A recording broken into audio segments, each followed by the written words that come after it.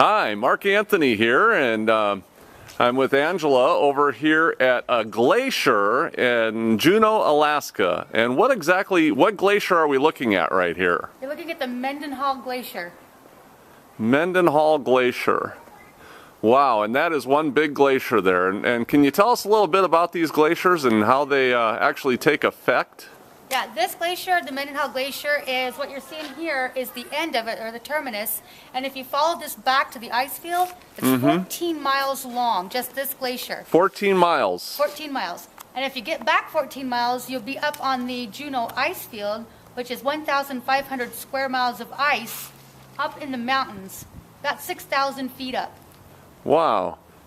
And looks like we even have a couple of are those icebergs that are floating around out in the water there? Yep, that's what sunk the Titanic. And so 90% of those icebergs is actually under the water, isn't it? Yeah, that's the amazing part, because you're only seeing the tip. Okay, and we do have some pretty amazing blue colors out there too. I hope the cameras pick up on that, but how do they get that color in there? That color is simply a reflection of the blue light wave, the light spectrum that goes through the air. Most of them will be absorbed into the ice, but due to the density of the ice crystals, the blue is too fast and short, so it bounces back and we see it. Okay.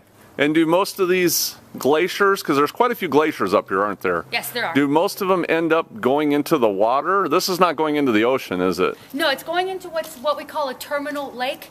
So the end of the glacier is the terminus, and there's a lake at the end, so we call that the terminal lake. Some of the glaciers, if they actually reach tidewater, we call it a tidewater glacier.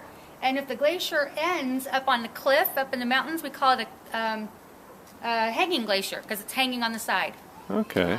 We get really small ones that are just on their own. They're not fed by an ice field. We call those cirque glaciers, just like in a little bowl or a basin of its own.